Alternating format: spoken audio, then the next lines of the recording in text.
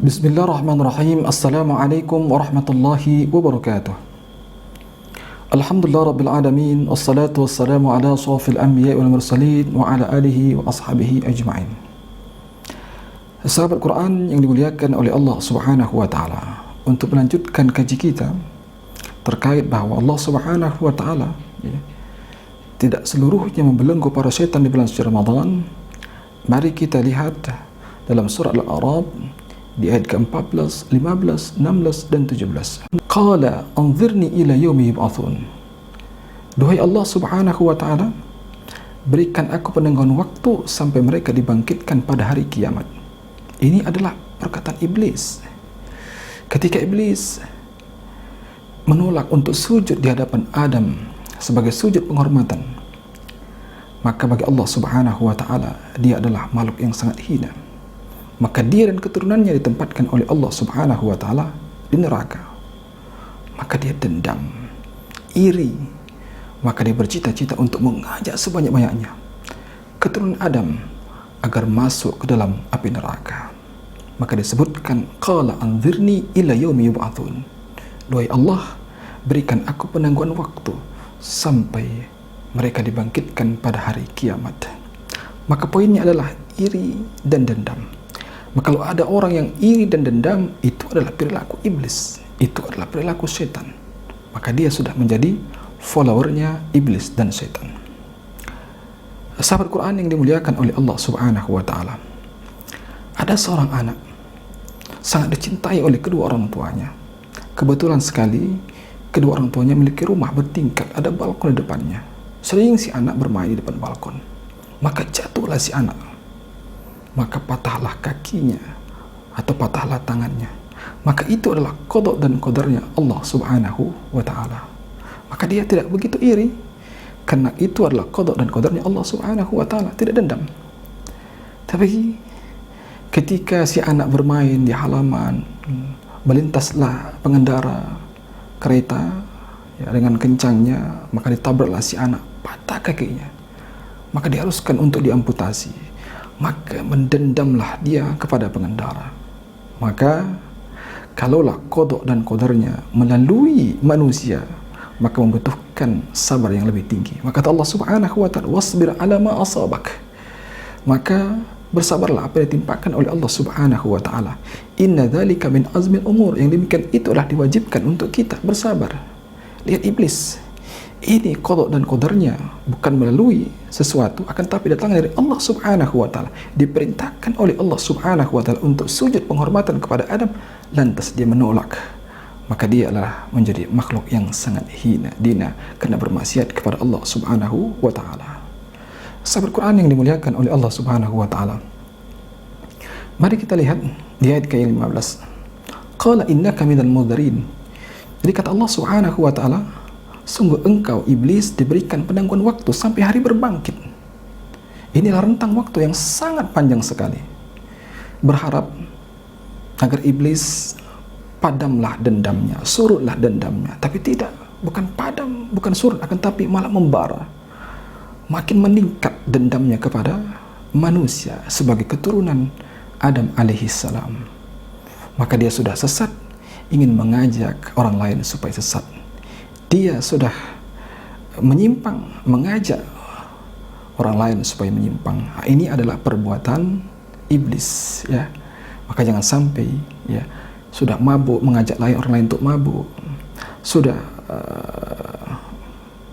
narkoba mengajak orang lain untuk narkoba, sudah tidak puasa mengajak orang lain untuk tidak puasa. Ini adalah perbuatan iblis laknatullah alaihi. Sahabat Quran yang dirahmati Allah Subhanahu wa taala, mari kita lihat di ayat yang ke-16. Qala fabima aghwaytani la'aqudanna lahum siratakal mustaqim. Ini sumpah syaitan, sumpah iblis di hadapan Allah Subhanahu wa taala. Duhai Allah, engkau telah menyesatkan aku. Bayangkan, disandarkannya kemaksiatannya kepada Allah Subhanahu wa taala. Maka jangan sampai manusia demikian, kita melakukan kemaksiatan kemudian kita sandarkan kepada Allah Subhanahu wa taala. Kita mencuri, kita sandarkan kepada Allah. Engkau yang maksa aku ya Allah untuk mencuri, karena aku sudah bekerja, gagal, di PHK, tak ada pekerjaan, maka untuk memenuhi kebutuhanku, kebutuhan keluargaku, aku harus mencuri. Ini perbuatan iblis laknatullah alaihi. Menipu, berbohong, disandarkan kepada Allah Subhanahu wa ta'ala. Dia sudah berusaha tapi gagal terus, maka dicampurkan yang baik dengan yang buruk. Agar apa? Agar mendapatkan keuntungan. Kalau tidak, maka disandarkanlah perbuatannya kepada Allah Subhanahu wa ta'ala karena gagal terus berusaha. Maka tidak ada jalan lain kecuali untuk menipu. Maka ini adalah perbuatan iblis laknatullah alaihi. Fabima aghwaytani, engkau telah menyesatkan aku, wahai Allah Subhanahu wa ta'ala, la'aqudanna lahum siratal mustaqim, aku akan menghalangi keturunan Adam untuk berjalan di jalanmu yang lurus. Apa itu? Mereka yang taat, mereka yang beramal saleh. Ini adalah sumpah syaitan, sumpah iblis di hadapan Allah Subhanahu wa ta'ala. Mari kita lihat sahabat Quran rahmat Allah Subhanahu wa ta'ala. Ada yang menarik. Kalimat qa'ada itu artinya duduk, ya. La'aqudanna didahului dengan huruf lam al-waqi'ah, ya. Jawab qasam, jawab sumpahnya setan. Qa'ada itu duduk, aqudu, duduk, ya. Ada 3 keadaan manusia: berdiri, duduk, dan berbaring, ya. Seberat-berat keadaan manusia adalah berdiri. Al-insan yaqif, berdiri. Ini adalah seberat-berat keadaan. Dia pikullah seluruh berat tubuhnya, beban tubuhnya sambil dia bekerja. Berat ini. Ini melelahkan, capek kita. Ya, kalau 100 kilo, maka di bawahnya lah itu 100 kilo. Subhanallah, ya. Kemudian pertengahan adalah al-insan yajlis atau yaqud, duduk. Maka ini adalah pertengahan, ya. Setengah berat badannya dipikulnya, separuh lagi dia sandarkan kepada yang dia duduki. Kursikah, tempat sofakah, maka dia bersandarnya, setengahnya disandarkan. Yang ketiga adalah yattaji, al-insan yattaji, yaitu berbaring. Maka ini seringan dengan keadaan manusia, maka seluruh tubuhnya, ya, diletakkan ke atas lantai atau kepada kasur. Nah, lihat pemilihan setan, la'aqudanna, itu pertengahan. Itu artinya apa? Posisi duduk adalah posisi yang siap-siap, ya, siap-siap untuk bangkit, siap-siap untuk berdiri. Ketika melihat ada peluang pada manusia, ketika dia melakukan amal saleh, melakukan kebaikan, maka di sanalah setan mengintai kita untuk meninggalkan perbuatan amal saleh, paling tidak merusak nilai amal saleh kita. Maka dia pilih la'aqudanna, maka tak pilih la'aqifanna lahum, ya, berdiri dia mengintai, itu sangat melelahkan. Atau la'attaji'anna lahum, itu sangat lama sekali, berbaring mengintai. Maka dia pilih la'aqudanna lahum. Maka perbuatan setan, duduk-duduk santai. Kalau ada orang kebanyakan nongkrong, ya, perbuatan yang sia-sia, maka itu juga perbuatan setan. Tapi kalau nongkrongnya dalam rangka ketaatan kepada Allah Subhanahu wa ta'ala, maka tidak. Sahabat Quran yang dimuliakan oleh Allah Subhanahu wa ta'ala, itu kalimat la'aqudanna lahum. Kemudian siratal mustaqim, ini adalah simbol ketaatan kepada Allah Subhanahu wa ta'ala. Yang digoda setan, yang dibisikkan setan itu adalah siratal mustaqim, bukan siratal munharib, yang munharib yang menyimpang, atau siratal munatif yang berlika-liku. Tidak. Jadi kalau ada orang yang melakukan kemaksiatan tidak digoda oleh setan, hanya saya dijatuhkan kepada yang lebih dalam lagi karena dia sudah menjadi followernya setan. Tapi kalau ada orang dalam ketaatan, puasakah dia, salatkah dia, zikirkah dia, berinfakkah dia, atau segala bentuk kebaikan apapun, maka setan akan melancarkannya. Maka hati-hati kita sahabat Quran yang dimuliakan oleh Allah Subhanahu wa ta'ala.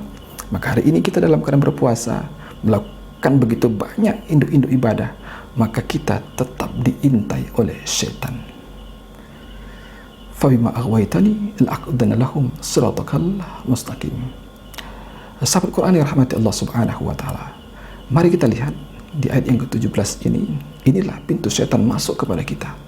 Thumma la'atiyannahum min baini aydihim, aku akan mendatangi manusia dari depan, wa min khalfihim, dari belakang, wa an aymanihim, dari kanan, wa an syama'ilihim, dari kiri. Jadi pintu setan ada 4, depan, belakang, kanan, dan kiri. Apa itu pintu depan? Ini adalah akhirat, mustaqbaluna, masa depan kita. Maka setan berusaha menghalangi kita menuju akhiratnya Allah Subhanahu wa ta'ala. maka dibisikkannya kita, diragukannya kita, apakah betul di sana ada surga? Betulkah ada adab Allah Subhanahu wa taala? Seandainya betul ada adab Allah Subhanahu wa taala, kan kita orang beriman, ada secercah iman dalam dada kita, maka kita nanti mendapatkan syafaat dari Rasulullah sallallahu alaihi wasallam. Maka nikmatilah dunia ini. Santai saja nikmati dunia. Subhanallah. Jangan sampai demikian sahabat Quran rahmat Allah Subhanahu wa taala. Maka hari ini kita lihat ada orang ikhtilat biasa, ya, campur laki dengan perempuan yang bukan mahramnya, menunjukkan auratnya, tak peduli lagi, tersingkap auratnya, tak peduli lagi, ya. Hari ini lagi luar biasa, ada begitu banyak terobosan-terobosan yang dibalut dengan kemaksiatan, ya. Mengenakan pakaian yang minim, ya, tidak islami, kemudian mengeluarkan kata-kata yang tidak baik, ya, tapi dianggap itu adalah pagelaran kesenian atau dianggap itu adalah pagelaran kebudayaan. Jadi hati-hati sahabat Quran yang dimuliakan oleh Allah Subhanahu wa taala. Itu adalah pintu depan. Pintu belakang, wa min khalfihim. Ini adalah dzurriyyat, keturunan kita. Saya punya atuk. Di belakang atuk saya ada ayah saya. Di belakang ayah saya adalah saya. Ini keturunan.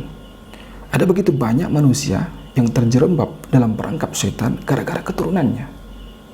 Melakukan pencurian, melakukan korupsi, melakukan kemaksiatan lain gara-gara keturunannya. Sahabat Quran yang rahmati Allah Subhanahu wa taala, itulah pintu belakang, min dzurriyyah, keturunan kita. Kemudian pintu kanan adalah pintu amal soleh. Tetap, ya, kita melakukan amal soleh, katakanlah salat, dibisikkan, oh, ya, kita kan baru bertobat, dibisikkan oleh setan, mana sah salatmu, ya.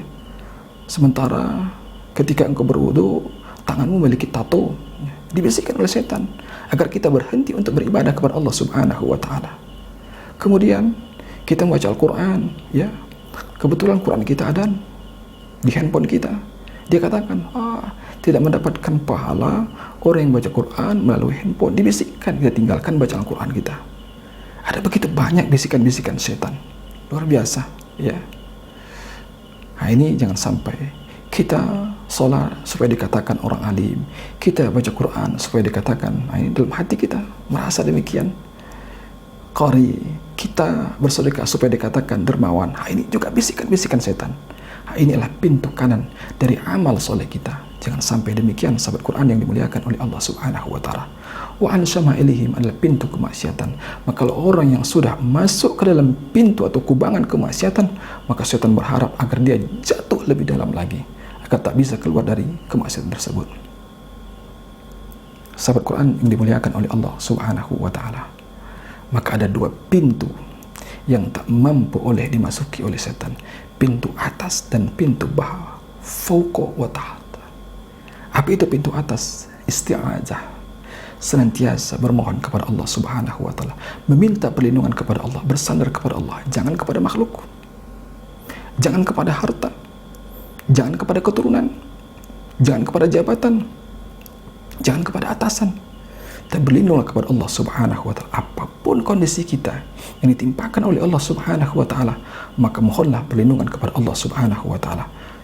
Lihat apa kata Allah Subhanahu wa taala dalam surah As-Sajdah, tatajafa junubuhum, para aulia Allah Subhanahu wa taala, mereka menjauhkan lambung mereka dari tempat tidurnya, yad'una rabbahum, ya, rela mereka untuk menyisihkan istirahat mereka pada malam hari, yad'una rabbahum, bermohon kepada Allah Subhanahu wa taala, khaufan, harap, penuh takut, dirasai dengan rasa takut, tama, mengharap kepada Allah Subhanahu wa taala.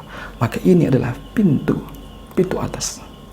Sedangkan pintu bawah adalah al-jihah al-ubudiyah, ya, arah ibadah disertai dengan sikap tawadhu, ya, ibadah kita tawadhu, wasjud waqtarib, sujud kepada Allah Subhanahu wa taala. Kita merasa kalau salat kita ini tidak sempurna, tidak pantas untuk mendapatkan pahala surganya Allah Subhanahu wa taala, tapi terus berharap kepada Allah Subhanahu wa taala. Puasa kita, zakat kita, infak kita, ya, tidak pantas untuk diterima oleh Allah Subhanahu wa taala, tapi kita mengharap agar diterima oleh Allah Subhanahu wa taala. Maka inilah pintu ubudiyah. Kalau sikap inilah yang ada dalam diri kita, insyaallah setan apapun yang datang kepada kita, bagaimanapun dia cara menggodanya, tidak akan bisa kita tergoda oleh bisikan setan. Subhanallah, sahabat Quran yang dimuliakan oleh Allah Subhanahu wa Ta'ala. Demikianlah penjelasan kita pada hari ini, mudah-mudahan berkenan. Dengan penjelasan ini, ya, jangan lupa berbahagia dengan Al-Quran Al-Karim. Akhiran, Assalamualaikum warahmatullahi wabarakatuh.